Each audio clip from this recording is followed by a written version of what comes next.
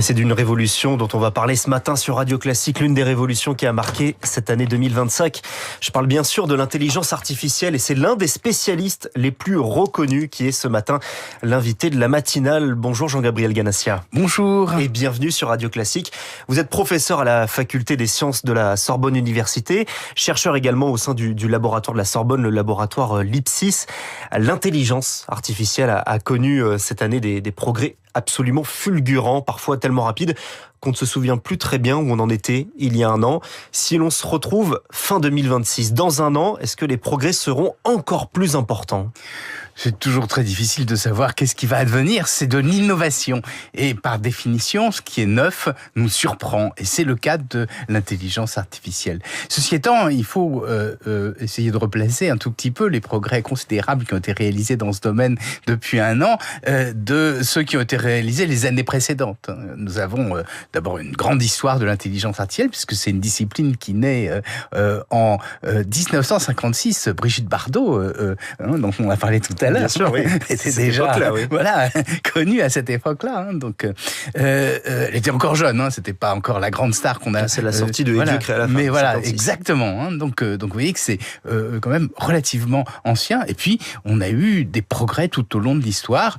Ce qui a beaucoup marqué ces dernières années, ce fut l'apparition de ChatGPT, car tout le monde, à partir de son téléphone portable, a pu tester, a pu voir ce qu'étaient les prouesses de l'intelligence artificielle. Et c'est ça qui a tout changé, c'est le fait que ce soit devenu des outils populaires utilisés par tout le monde ? Certainement, bien sûr, parce que même si on parlait déjà beaucoup d'intelligence artificielle, à partir de ce qui s'est produit, en particulier d'abord en 1997, quand le champion du monde au jeu d'échecs a été battu par une machine, ça a marqué les esprits, on en a parlé partout. Puis ensuite, bien sûr, quand en 2017, le champion du monde au jeu de Go a été lui encore battu par une machine, mais bien sûr, cela restait une affaire de spécialistes. C'était relativement abstrait. On savait qu'un homme était battu, le meilleur d'entre les hommes, par une machine à un jeu qui était supposé résulter de l'intelligence humaine. Mais là, tout d'un coup, avec l'intelligence artificielle, tout le monde pouvait le tester et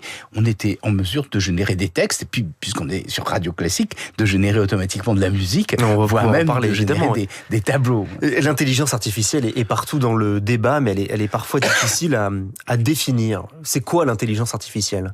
Alors, je crois que c'est une discipline scientifique d'abord, qui est née en 1956, qui a pour but de simuler l'ensemble des facultés mentales. Ça, c'est la première définition historique. C'est le terme, bien sûr, qui a été introduit par des scientifiques aux États-Unis pour caractériser cette nouvelle approche. Et puis, une fois que ces facultés mentales, alors qu'est-ce que sont ces facultés mentales ? C'est la perception, c'est le raisonnement, c'est la mémoire, c'est l'apprentissage, c'est la communication. Donc, une fois que certaines de ces facultés mentales sont simulées, on n'est pas nécessairement obligé de tout simuler, on peut les prendre une à une et les introduire dans des technologies. Et c'est ce qui s'est produit depuis un certain nombre d'années. Alors on l'oublie, le web par exemple, c'est le couplage d'un modèle de mémoire qui s'appelle l'hypertexte au réseau de télécommunications. Et puis sur vos téléphones portables, vous disposez tous de machines à dicter, ce qui est assez extraordinaire, ou un déverrouillage avec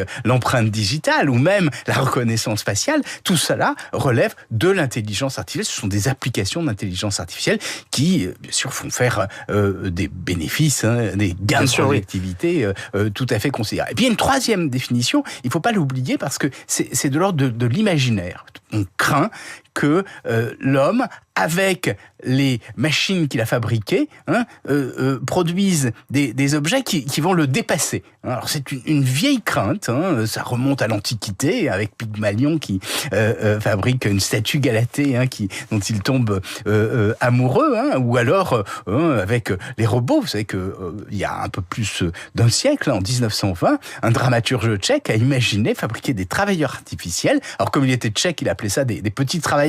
C'est de Rabotat en russe. C'est des esclaves artificiels. Et avec ces esclaves artificiels, qu'est-ce qui se produisait ?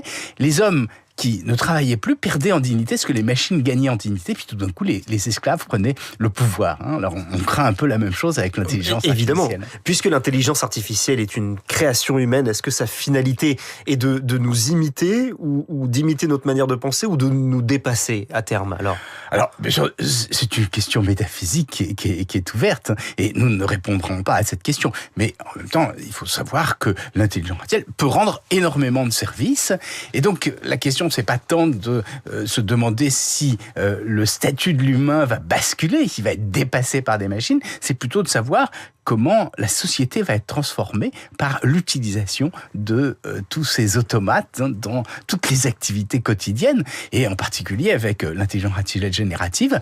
Une grande question qui se pose, c'est si on est en mesure de faire écrire ces textes avec des machines, les collégiens ne vont plus apprendre à écrire les textes, puisque ils pourront réaliser leurs devoirs avec des machines, et les professeurs sont totalement démunis, car ils savent plus très bien comment faire, car lorsque ils reçoivent, ils lisent les devoirs qui ont été faits à la maison, ils se demandent qu'est-ce qu'ils notent. Est-ce qu'ils notent l'intelligence artificielle ou est-ce qu'ils notent l'élève? Mais finalement, cette idée selon laquelle les robots un jour vont dépasser les humains, est-ce que cette croyance ou ce fantasme est totalement irrationnel? Alors, je crois c'est une question qui est un peu mal posée. À savoir que les machines en tant que telles ne nous dépassent pas vraiment. C'est nous qui fixons à ces machines un certain nombre d'objectifs. Je vais prendre un exemple assez simple. Il existe aux États-Unis des voitures dont on dit qu'elles sont autonomes, ce qui est peut-être un peu sans conducteur. excessif, sans conducteur. Moi, j'en ai testé, c'est assez extraordinaire. Vous avez une application sur votre téléphone portable, vous indiquez l'endroit où vous voulez aller, il sait automatiquement l'endroit où vous êtes, vous n'oubliez surtout pas votre numéro de carte bleue, et là, le taxi arrive et vous prend en charge. Donc, ces voitures, bien sûr, elles vont peut-être remplacer des chauffeurs de taxi, ça c'est certain, mais est-ce qu'elles nous dépassent? Non, parce que c'est toujours vous qui dites à la voiture à l'endroit où vous voulez aller. Alors, il se peut qu'il y ait des pirates qui détournent ces voitures, alors c'est un cauchemar absolument effroyable, qui vous envoie à un endroit où vous ne voulez pas aller, mais ce n'est pas la machine elle-même qui décide de l'endroit où elle veut vous emmener. Il y aura toujours donc des humains derrière, même s'ils ont de mauvaises intentions. Alors, on parlait de l'imitation entre robots et humains. Un corps humain résiste face à la mort. Qu'en est-il donc d'un outil d'intelligence artificielle? Est-ce qu'il est possible qu'il fasse tout pour supprimer de sa propre construction la fonction éteindre? Alors, ça, c'est assez cocasse. Au début, justement, non, c'est au mois de juin, je crois, de l'année 2025, des ingénieurs ont expliqué qu'ils avaient mis dans la machine un instinct de conservation, et à ce moment-là que ces ingénieurs voulaient remplacer le logiciel de la machine pour améliorer la version, et alors le logiciel de la machine, qui ne souhaitait pas être remplacé, a tout fait pour empêcher l'ingénieur de le remplacer. Mais comment alors à ce moment-là, on raconte, mais c'est bien sûr de l'ordre de la fabulation, que la machine aurait menacé l'ingénieur de dévoiler des relations extra-conjugales qu'il aurait eu, voilà, c'est ça, qu'il aurait eu en disant j'ai des dossiers sur vous, attention, si vous m'éteignez, je vais vous dénoncer. Bien sûr, tout cela relève de la fabulation, et il y en a beaucoup de fables de ce type-là. Par exemple, il y a une autre fable assez cocasse cette année, toujours dans le même genre, où on a raconté qu'on a mis un robot dans la jungle, dans la savane, plutôt, et face à un lion, et que là, il a été saisi de catalepsie. À ce moment, on a essayé de le ranimer, et puis il a fait ce qu'on appelle un trouble de stress post-traumatique. C'est-à-dire que si on lui mettait un animal, une chèvre ou un chat, tout d'un coup, il se disait gros chat, et il avait peur, exactement, comme un homme le ferait. Alors, pire que ça, on a essayé de lui vider sa mémoire, et puis il a toujours manifesté ce trouble. Et alors, pour expliquer à quel point c'est un problème, puisque ce sont des Américains, uniquement l'argent compte, ils ont dit, il a fallu l'opérer, changer son processeur, ce qui a coûté $1,5 million. Là encore, bien sûr, tout cela relève de la fabulation. Alors, un autre champ d'application, vous l'avez cité tout à l'heure, c'est l'art en général, la musique en particulier. On retrouve des morceaux générés par intelligence artificielle sur toutes les plateformes de diffusion aujourd'hui. Est-ce que demain, les stars de la musique pourraient disparaître? Alors, Je ne pense pas, bien sûr, que les artistes disparaissent. En revanche, ce que dit Deezer, c'est que on produit 20 000 chansons automatiquement par jour. Alors, je crois que c'était en janvier dernier, on disait qu'il y avait 18% des morceaux qui étaient proposés, qui étaient générés de façon artificielle. Et en septembre, j'ai lu un autre article où c'était 28%.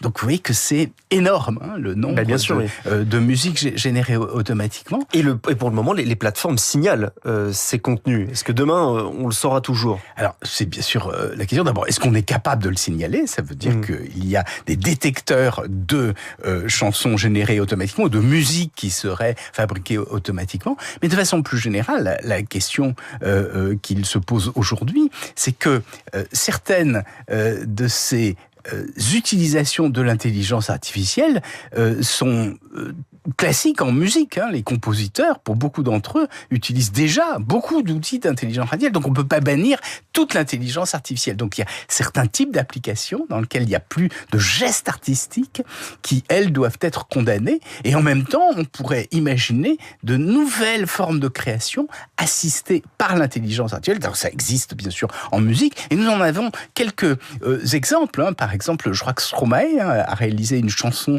avec l'intelligence artificielle où il prenait une actrice, une chanteuse canadienne, Kenza, et il faisait quelque chose de tout à fait original, hein, où c'était ses propres paroles, mais avec un timbre qui n'était pas le sien. De même, vous vous souvenez, je crois que c'était au début ou à la fin de l'année 2024 ou au début de l'année 2025, on a repris une vieille bande sur laquelle il y avait une chanson de John Lennon, mais on avait du mal à l'entendre, et avec l'intelligence artificielle, on a été en mesure d'isoler cette chanson et de la proposer au public. Donc il y a beaucoup de nouvelles pratiques artistiques qui peuvent bénéficier de l'usage de l'intelligence artificielle. Ce qui est problématique, bien sûr, c'est lorsque n'importe qui de sa cuisine fabrique automatiquement une œuvre qui n'a rien absolument d'original. Hein. Et bien sûr, il y a le risque aussi de fausses informations. Récemment, quand le journal Le Monde a interrogé un jeune burkinabé qui avait généré de fausses vidéos relatant un coup d'État en France, il a simplement expliqué au journal vouloir percer. C'est donc un objet qui est à la fois divertissant, mais aussi assez dangereux. Alors, c'est très dangereux parce que, à la différence des fausses informations qui ont existé de tout temps, hein, ça n'est pas nouveau. Bien sûr. Aujourd'hui, on est en mesure de fabriquer des films, des vidéos, des bandes-sons qui parlent comme si une personne était là. Par exemple, vous pouvez prendre le président de la République et lui faire dire des choses qu'il n'a jamais dites. Et bien sûr, tout ça peut être extrêmement troublant. Et bien sûr, on n'a pas de moyens, dans le temps de l'action en tout cas, de déceler ce qui est faux et de distinguer de ce qui est vrai. Donc ça peut avoir des conséquences extrêmement néfastes. Et on a des attaques informationnelles aujourd'hui. Mais alors comment s'en protéger ?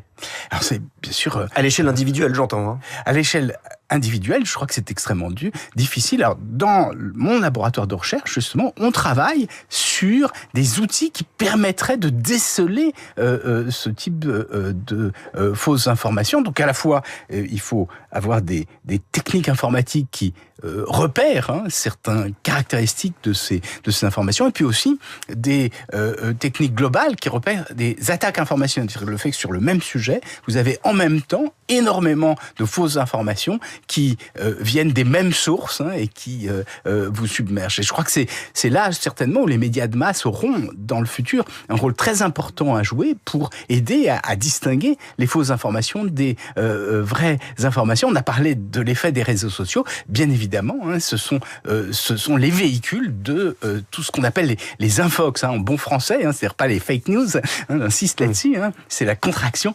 d'information et intoxication, et c'est bien sûr le risque qu'il peut y avoir avec ces nouvelles techniques. Est-ce qu'il y a toujours aujourd'hui un débat sur l'éthique avec l'intelligence artificielle ? Est-ce qu'on y réfléchit assez ou est-ce qu'on y réfléchit trop ?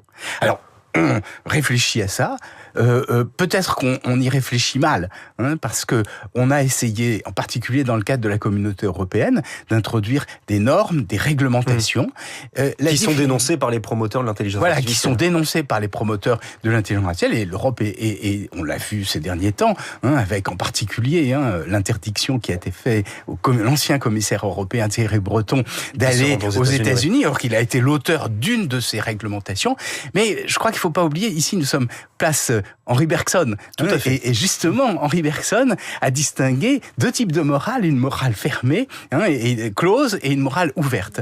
La difficulté, bien sûr, c'est que avec l'intelligence artificielle, on a affaire à des technologies innovantes qui nous surprennent, qui sont différentes de ce qu'on avait imaginé. Ce qui fait qu'il est très difficile de dire qu'est-ce qui va se passer l'an prochain. Et ça veut dire qu'on a besoin d'une éthique qui soit faite pour cette ouverture, pour cette société. Donc on doit avoir la capacité de se préparer à quelque chose qui est inédit. Et c'est bien sûr toute la difficulté. Or, jusqu'à présent, ce qu'on a fait, surtout en Europe, c'est qu'on a essayé de fabriquer des législations extrêmement lourdes, qui à la fois sont difficiles à appliquer, qui sont pénalisantes et qui surtout sont impuissantes à anticiper ce qui va advenir. C'est comme ça, par exemple, que dans la première version de IA Act de la communauté européenne, on n'a pas mentionné, lorsque la communauté européenne a transmis au Parlement européen, elle n'avait pas mentionné les chatbots, c'est-à-dire les outils d'IA génératifs, parce qu'elle ne les avait pas imaginés. Merci Jean-Gabriel Ganassia, professeur à la faculté des sciences de la Sorbonne Université, spécialiste donc de l'intelligence artificielle. Merci d'avoir pris le temps avec nous ce matin pour parler de cette technologie.